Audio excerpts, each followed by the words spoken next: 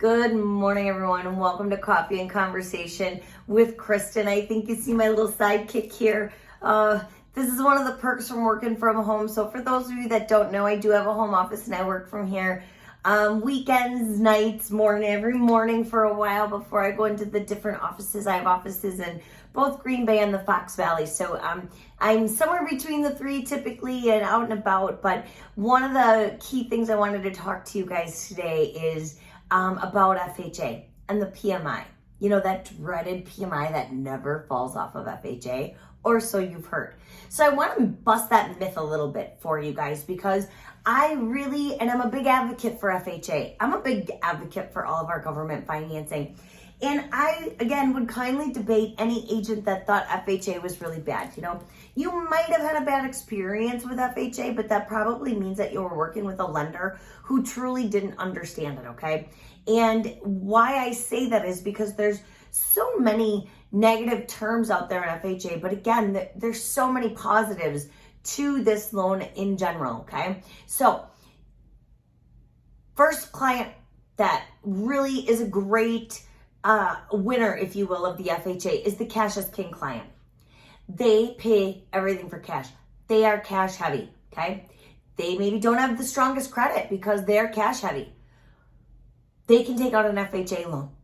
And the PMI is lower for them. The rate is typically a little bit lower for them than conventional. So it's financially better for them, making them a stronger buyer, right? Who doesn't want to have a stronger buyer in this market, right? Okay.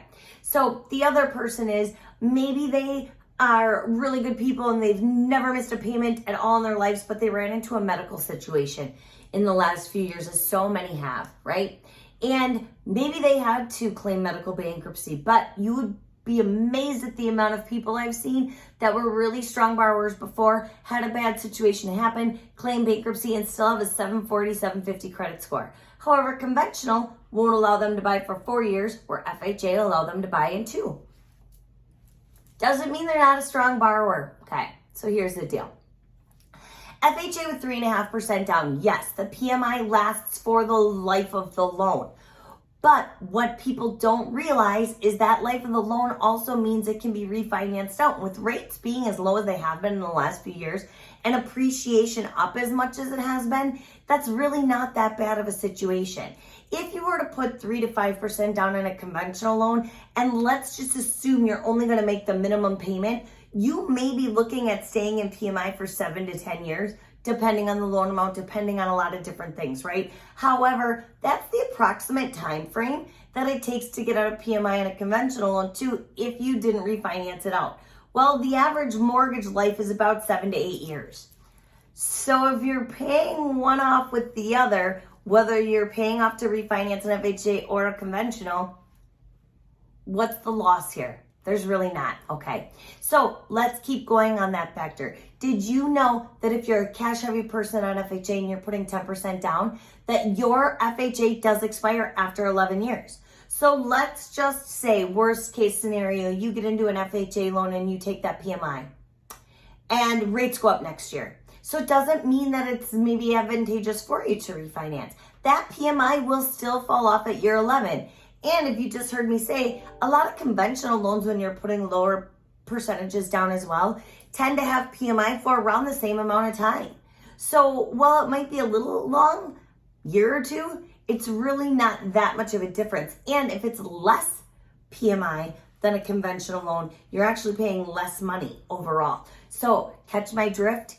Really not a bad option. I've even done a lot of FHA loans with people with 20% down. Same goes. It's 10% or more with that FHA PMI expiring.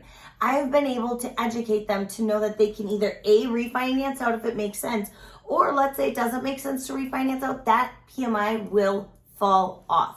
After 11 years, it will expire. So just quick food for thought on this, you guys. It's not a bad deal. And don't get lost in the fact that the PMI never falls off. There's so many ways you can get out of PMI with any loan, whether it be conventional, FHA, WIDA, VA doesn't have any PMI, but any other loan that has and carries PMI. Remember, PMI is on every single loan if you have less than 20% down. What do I mean by that? even if your lender says, oh, we can do conventional 5% down, no PMI. There's PMI in it, you're paying a higher rate. It's called lender paid PMI. So you're choosing to take a higher rate in lieu of paying monthly PMI. There's a lot of different things out there. So PMI, you guys, is nothing to be scared of. It's private mortgage insurance, and it's an insurance that you, the consumer, pay to the lender to ensure you're not going to foreclose. However, with the government loan, the government then does back the lender by saying, if our people do foreclose, we will still compensate you for the loan, okay? For a portion of the loan, for all of the loan, it depends on the loan program. So the lender says, all right, I'm backed regardless. So why not take a risk on somebody who's cash is king, or somebody who maybe just went bankrupt a few years ago, but their credit score is still great and they still have jobs and they're still strong borrowers. Why not? And so this really gives a lot of people who maybe weren't eligible an opportunity to be eligible. So just wanted to bring that to you because I just think it's a really fair topic to start and talk about. I really feel like it's an option for so many people who have possibly been told no. And most, not all, but most of your local banks and credit unions don't do FHA. So if your local bank or credit union have told you no, it doesn't mean that you're maybe dead in the water. FHA is a great loan. Come talk to my team. We will make sure that we do a second opinion for you. We've told a lot of people yes when they've been told no. So we would really appreciate the opportunity to talk to you, see if we can get you into home ownership too. Thank you so much for listening. I am licensed in the entire Midwest.